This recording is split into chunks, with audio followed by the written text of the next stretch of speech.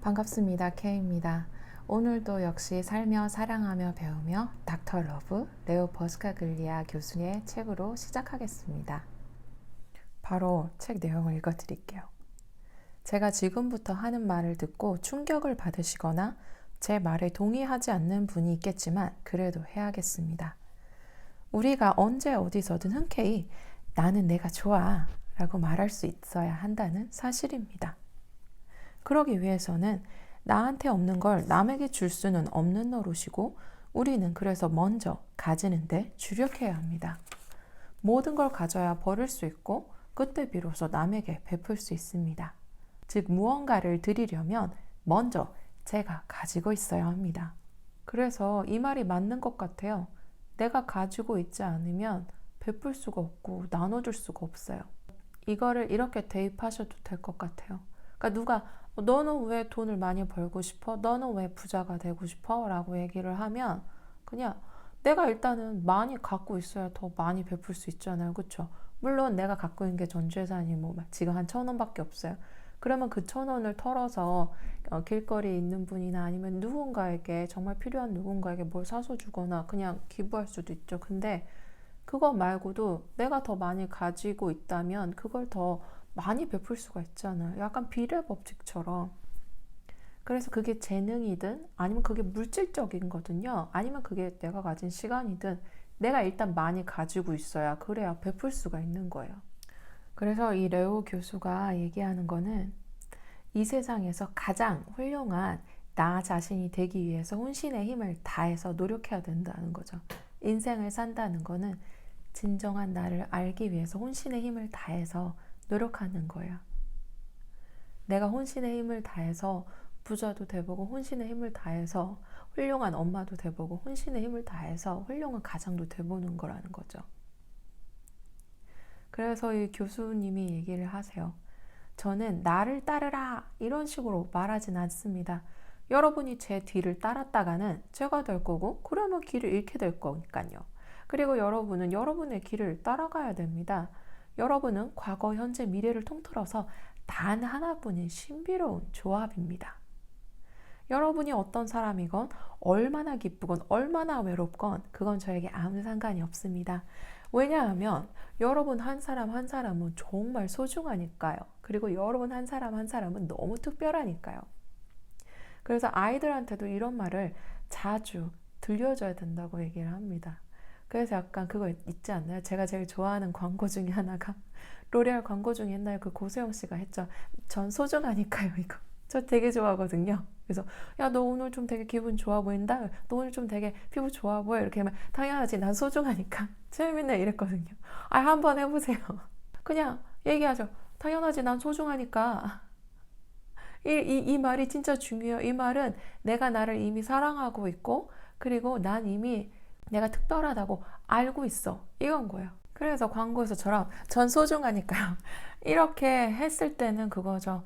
나는 나를 이미 사랑하고 있고 그래서 내가 소중하다고 얘기하는 거고 그리고 나는 이미 특별하니까 전 세상을 뒤져도 나 같은 사람은 정말 딱 하나밖에 없으니까 라는 그 전제하에 그 얘기를 하는 거라는 거예요.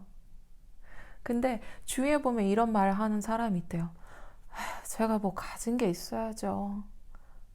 근데 여러분 잘 생각해 보세요. 여러분이 아무리 없다고 생각을 해도요. 분명히 하나쯤은 있어요. 그러니까 유대인들은 이렇게 얘기해요. 내 아이가 태어났으면 하나님은 분명히 내 아이에게 하나보다 더 이상인 그 재능과 능력을 당연히 주는 거라고. 네. 근데 이 재능이라는 게 저도 뭘 잘하는지 되게 오랜 시간 동안 생각을 했었거든요. 근데 이게 약간 우리나라 말 속담이겠죠. 등잔 밑이 어둡다. 내가 그냥 숨 쉬는 거랑 똑같이 하고 있는 그런 행동이나 말이나 이런 게 이게 재능이기 때문에 솔직히 본인 당사자는 잘 몰라요. 그래서 대부분 많은 분들이 저는 뭘 잘하는지 모르겠어요. 저는 제 재능이 뭔지 모르겠어요. 이렇게 말씀하시거든요. 근데 여러분 걱정하지 마세요. 여러분 기본적으로 하나는 정말 최소 하나는 다 갖고 태어나신다는 거. 네. 그거 꼭 아셨으면 좋겠고. 그래서 이 레오 교수님이 얘기합니다. 여러분이 뭘 갖고 있는지 알려드릴까요? 여러분은 그림 맞추기의 퍼즐 한가운데 조각을 갖고 있습니다. 여러분이 자기 역할을 제대로 하지 않으면 그 그림은 절대로 완성될 수 없습니다. 그림을 완성시킬 수 있는 자기만의 조각을 여러분 한 명 한 명 스스로가 다 갖고 있다는 거죠. 그래서 그 기회를 놓치지 말라는 거예요. 내가 내 인생 이렇게 1000피스짜리 퍼즐이 있으면 내 이 딱 조각 하나가 있단 말이에요. 이게 빰빰 해가지고 조각 하나 이렇게 탁 놓으면은 그게 짠 하고 빛나면서 다 완성이 되는 거예요. 네. 이 내가 자신감을 가지고 그래 난 특별해라는 이 하나의 조각 퍼즐을 가지고 탁 그림을 완성시켰을 때는 어때요? 그 완전 뿌듯함, 그 내가 이걸 해냈어라는 그런 정말 너무너무 가슴 속에 이렇게 우러나온 기쁨, 사랑, 감사 이런 게 나온다는 거예요. 그래서 그 그림을 내 인생이라는 이런 인생의 총체적인 이 그림을 완성시킬 수 있는 사람은 오직 only one 여러분뿐이라는 거예요. 그렇죠? 그렇게 생각하면 여러분 정말 특별한 거예요. 그렇지 않나요? 그래서 레오 교수님도 얘기를 합니다. 이 세상에 여러분이라는 존재는 여러분 한 사람뿐입니다. 그러니 나중에 거울 앞을 지나갈 일이 있으면 쳐다보면서 이렇게 말씀하십시오. 세상에 사실이잖아. 세상에 나는 나 하나뿐이잖아. 대단해. 저는 이렇게 얘기하거든요. 그 왜 야노시오 있잖아요. 주사랑 엄마 야노시오가 되게 잘하는 거 있잖아요. 사랑이한테 대단해 이런 식으로. 저는 그거 진짜 너무 좋아가지고 저희 애들이 뭘 할 때마다 엄마 이것 봐요 이러면 그냥 자동 응답이에요. 대단해. 누구누구야 대단해. 전 이러거든요. 그러니까 애들 사이에서도 그게 재밌으니까 언니가 뭐 하면 언니 대단해 뭐 이러거든요. 진짜 한번 해보세요. 스스로 걸어보고 너 대단해. 셀프 칭찬을 정말 시도 때도 없이 날리시면은 그냥 내 에너지 자체가 올라가고요. 정말 나는 특별해. 전 소중하니까 이게 그냥 나와요. 여러분 한번 해보세요. 근데 이런 모든 거를 만약에 깨닫지 못한다면은 이 말처럼 하실 수밖에 없어요. 잘 들어보세요. 평생을 죽은 채로 살았던 사람들이 정작 눈을 감는 순간이 오면 가장 큰 소리로 비명을 지른다. 이거는 죽음학이라는 그런 새로운 지평을 연 엘리자베스 퀴블러 로스라는 분이 얘기했거든요. 내 인생을 살면서 그냥 아무것도 느낌 없이 그냥 흘러가는 대로 이렇게 살았던 사람들이 정작에 내가 죽음이 다가올 때는 그 나머지 내 남은 그 삶을 너무 아까우니까 허겁지겁 이렇게 잡는 거예요. 물건 떨어지면 이거 아까워 이렇게 하듯이. 그렇게 하시지 말라는 거예요. 그냥 지금 당장 지금 이 순간을 내가 감사하고 사랑하고 즐기라는 거야. 그리고 더불어 그런 삶의 가운데 가장 only one 퍼즐 하나인 나를 경외의 눈빛으로 칭찬해 주라는 거예요. 그래서 인생에 적극적인 참여자가 되는 것이지 방관자가 되지 말라는 거죠. 그리고 인생을 딱 보면서 뭐 내가 그렇지 이런 식으로 팔짱을 끼고 여러분의 인생을 이렇게 바라보셨다면 그걸 당장 내 삶을 이렇게 탁 잡고 대단해 이렇게 한번 소리를 질러보세요. 너 진짜 여태까지 이렇게 대단하게 잘 살아왔네. 너 대단한데 네, 꼭 셀프 칭찬 꼭 해주세요. 네. 그리고 여러분 혹시 아파트에 사신다면 이런 시츄에이션이 진짜 많을 거예요. 문이 딱 열렸는데 이미 지하에서부터 올라오는 어떤 이웃이 있는 거예요. 근데 그 이웃이 누군지는 몰라요. 근데 어쨌든 딱 들어가면 이제 우린 이러고 딱 있죠. 팔짱을 딱 끼고 언제 도착하나 진짜 아직 멀었나 이러고 되게 약간 쎄하죠. 그쵸? 이런 것처럼 이렇게 현대인들이 외로움을 되게 많이 느끼고 우울해지고 막 이런 이유가 나를 신경 써준 사람이 아무도 없고 쳐다봐준 사람이 아무도 없기 때문이라는 거예요. 그러니까 우울증이 걸리고 이런 이유가 바로 그거거든요. 한 지붕 밑에 살아도 내 가족들이 내 감정에 대해서 그냥 나 몰라라 하고 제대로 보살피고 신경 쓰지 않는 거예요. 그러니까 봐라 나 지금 손목 긋는다, 봐라 나 지금 약 쓸어 넣는다, 이런 식으로 점점 감정이 고양될 수밖에 없고 우울 증세가 더 심해질 수밖에 없어요. 제가 그랬거든요. 그러니까 저희 남편은 일을 너무 12시간 이상 근무를 계속 해야 됐고 저는 한 2살 터울 애들을 한창 바로 낳아서 키우고 이렇게 하고 전쟁 지역에 저희 남편 왔다 갔다 하고 이러다 보니까는 부부간의 그 서로 오고 가는 말도 없었고 뭐 볼 수도 없고 잘 그냥 외국에 있고 그러다 보니까 저를 신경 써준 사람이 정말 아무도 없었던 거예요. 가족들도 전화는 하지만 그냥 짧게 안부만 묻고 이렇게 끊고 그러다 보니까 우울증이 정말 깊어졌거든요. 그렇게 정말 저는 한 10년을 고생했어요. 근데 지금 돌아봐서 생각을 해보니까 맞아요. 누군가가 나를 정말 사랑의 눈빛으로 말을 건네고 봐주고 관심을 가져준 사람이 아무도 없었다는 거예요. 그래서 이런 경험이 있으실 거예요. 외국에는 길을 가다가 이렇게 눈만 딱 맞으면 hello, hi 이러거든요. 근데 우리나라는 길 가다가 안녕하세요 인사하면 뭐 저런 인간이 다 있어. 뭐야 뭐 나 알지도 못하는 게 왜 인사를 하고 그래? 이런 경우 되게 많죠. 그런 것처럼 이 레오 교수님이 이렇게 했대요. 길 가다가 안녕하세요 어떻게 지내요? 딱 얘기하면은 사람들이 반응이 여러 가지인데 어떤 사람은 안녕하세요 이렇게 해주고 어떤 사람은 뭐예요? 당신 왜 그래요? 이런 사람이 있다는 거예요. 그러면 이제 이 교수님이 이렇게 생각을 한대요.